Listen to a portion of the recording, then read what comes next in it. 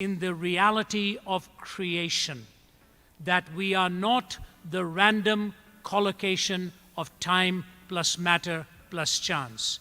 We are not an accidental blip on the radar screen of time, that there is a designer and a creator who has a specific purpose for who we are and why we are here.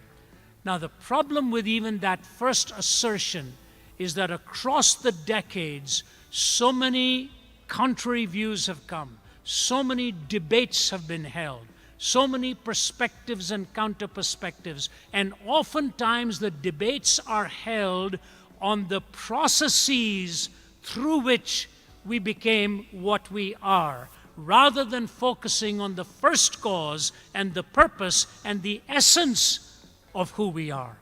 The truth of the matter is, you can take a diversity of Christian thinkers on this, and they will have a diversity of views on the issue of time, on the issue of process, in the issue of contingencies, and so on. On the age of the earth, all of these come in. When you get sidetracked into that, you forget the fundamental precept of what it is the intention was in God's mind, who we are and why we are here. And this is what I want to say to you. Even the noted philosopher Anthony Flew, who for most of his life was an avowed atheist and wrote so much against the existence of God, in the last few years of his life went onto a fork in the road because he believed his own critique of theism was not valid in his mind anymore, and he made a strong statement that the philosophical ramifications of our origin are crucial for the issue of morality and meaning. The philosophical ramifications of who we are defining for morality and meaning. How we go through our moral reasoning and how we attribute meaning and purpose to human life. You know, it's fascinating, even listening to the debate in the last one with one segment of candidates. And one of them was asked why her position had changed on a certain issue. And it is interesting that she previously defined her position with the word sacred in there. That there was a sacredness to our lives. But when the definitions changed, the word sacred was left out. And the entailments of removing sacred are enormous. You desacralize life, you desacralize relationships, you desacralize all of your work in life, and suddenly what is the opposite of sacred? Profane. Profanum comes from the Greek, where you literally lock God and the temple, as it were, outside of your life. The desacralization of life has ramifications which G.K. Chesterton said so well. He said the tragedy of disbelieving in God is not that a person ends up believing in nothing. Alas, it is much worse. That person may end up believing in anything. He went on to say there's only one angle at which you can stand straight and many angles at which you can fall. And so whatever your view, we must realize we are here to think of the philosophical extensions and the ramifications of how we define who we are.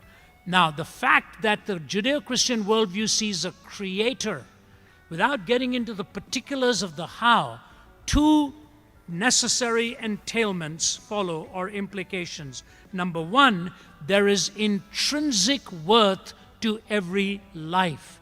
That worth is not given by government. That worth is not given by some statute. That worth is not given by a community or a society. That worth is intrinsically and essentially yours by virtue of being a person created by a designing and a worthy God. When Joseph Stalin was tormenting his people and killing them by the millions, He was not a very tall man. Stalin was not his real name. It was a nickname that was given to him of the steely countenance. It is fascinating when he began to torture his own people. I told this story to the faculty at the Center for Geopolitical Strategy, and there was pin drop silence. Here's the story.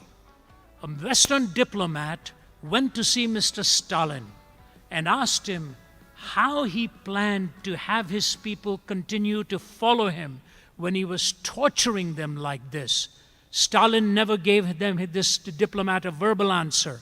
He called a waiter and asked the waiter to bring him a live chicken. He took the live chicken and put that chicken under his arms and started to defeather that bird till it was completely denuded. The chicken by this point was quivering and trembling in his hands.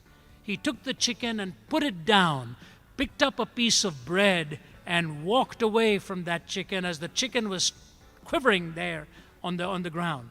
And the chicken hobbled over towards Joseph Stalin, nuzzled between his trouser legs for warmth.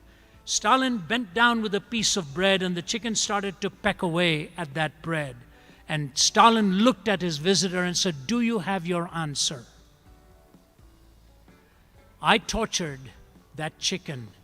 It will follow me for food the rest of its life." He said, "People are like that. You torture them and they will follow you for food the rest of their lives." Very few journalists and diplomats had the courage to call him for who he was. Malcolm Muggeridge did in his book Winter in Moscow. And when he came back, he had changed his complete position on what a government like that was, which treated its people in such a demeaning way. That's precisely how he had started to define them. People were a means to his end. His ends were a clenched fist, which was the last gesture before he died, a fist towards the heavens. Young people, ladies and gentlemen, when you look at God's word, Moses gave his people 613 laws. David reduced them to 15. Isaiah reduced them to 11. Micah reduced them to 3, to do justice, to love mercy, and to walk humbly before your God. So Micah took 613 laws and brought it down to 3, do justice, love mercy, and walk humbly before your God. When Jesus was asked by an antagonist what the greatest commandment was, it is amazing to me that he did not reduce it to 1. It's profoundly moving to me that he did not reduce it to 1. He could have, but he reduced it to 2. To love the Lord your God with all your heart and all your soul and all your mind and all your strength, and to love your neighbor as yourself. He said, on these 2 hang all of the laws and all of the prophets. 613 laws were put on 2 pegs. To love the Lord your God with all your heart and all your mind and all your soul and all your strength, and to love your neighbor as yourself. Why did he give us 2 and not 1? Because of the first, the second necessarily follows. Without the first, the second is with its feet firmly planted in midair. You don't have the essence of what the created order is, then loving your neighbor becomes purely an option for you and for me. Jesus said it is not an option, it is a necessary corollary. It follows from the first. You see, your ethnicity, your race, who you are, is your distinctive gift by God. It is an inviolable gift that God has given to you. When he talks of all of the nations, when Paul gives his sermon there in the book of Acts, he talks of all of the nations that were there and how God had called him to take that message to every nation and every tongue and every tribe. You are a creature created by God, and there's a segue I want to give to you here before moving to the second ramification. I want you to follow me carefully now. Not only are you of essential worth with humanity, in that essentiality, there's a particular worth to you. I want you to follow this very carefully so we don't get lost in this whole thing that we call the mass of humanity. There is an individuality to you. In fact, it comes from the Latin indivisible. You cannot be broken up. You come as a unique composite. You are irreplaceable. A position can be refilled, but you will never replace a person. There's a uniqueness to them. My son, who's here in the audience, went to Taylor University, and in 2006, Taylor University had a terrible tragedy take place. On a weekend, some of the students were coming back from a weekend, I don't know where they had gone for some work over the weekend or what, and they were driving back in a van, and if I remember the story, at least parts of it correctly, I think it was a truck that crossed over the median and slammed into them, and most of them in that van were smashed to death. They were killed. One of the students survived. All the parents were informed. They came and picked up the corpses of their loved ones, and funerals were held. But the Van Ryn family was told that their daughter Laura was still alive, albeit hanging on by a thread. So the Van Ryn family hung around the bed day after day, week after week, and I think it was her boyfriend who was also present.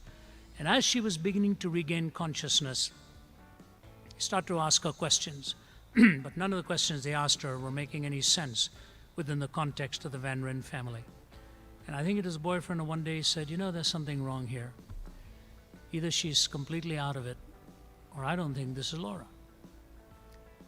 And the parents were upset, saying, what are you talking about? The brain is damaged, she's been hit hard, give her some time. He said, no, something is wrong. And one day this gal looking up with her matted blonde hair and all says, I don't understand why you keep calling me Laura. I am not Laura. My name is Whitney. I'm Whitney. There's silence in the room, and they contact the authorities in the university, saying, was there a Whitney in this van? I said, yeah, but she's been buried. I said, no, you better come on over here. So they talked to her, and they bring in the coroner and asked him if he'd done a DNA test on the burials. He said, no. I said, do you know who this is?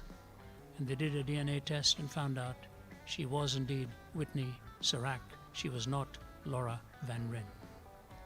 But there was already a grave marker with Whitney's name on it, although she was here, very much alive.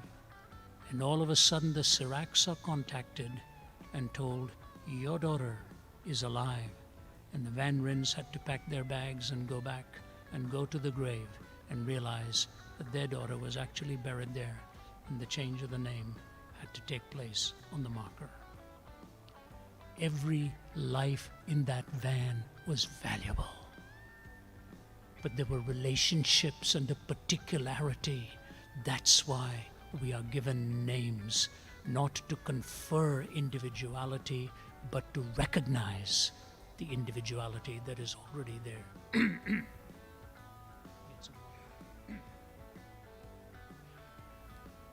So in creation, we have the ramifications of intrinsic worth. We also have, number two, a reflective splendor.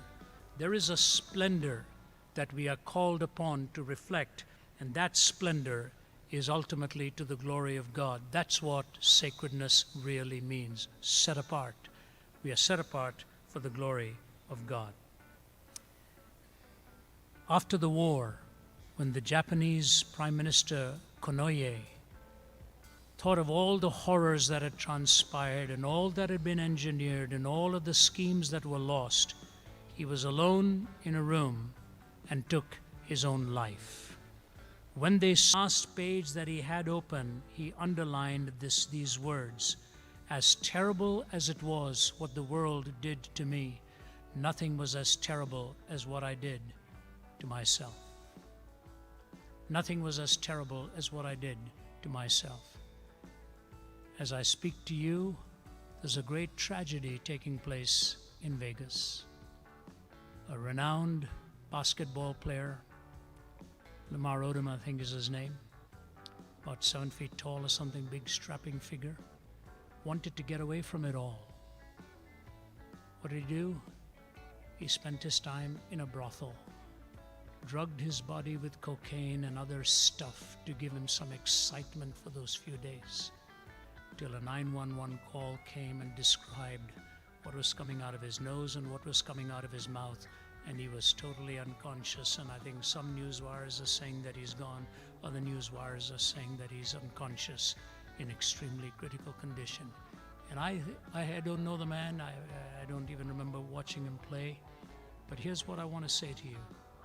What a way to bid goodbye to the world when you're blessed with such physique and such genius in a capacity that very few human beings would ever have.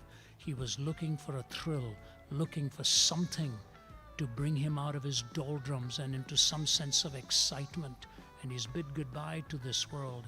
And he may as well underline also the words of Oscar Wilde.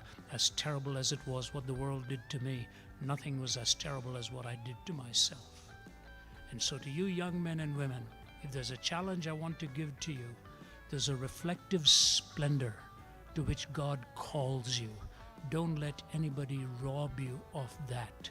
When He reminds you that He has made you for Himself and your heart is restless until you have your rest in Him.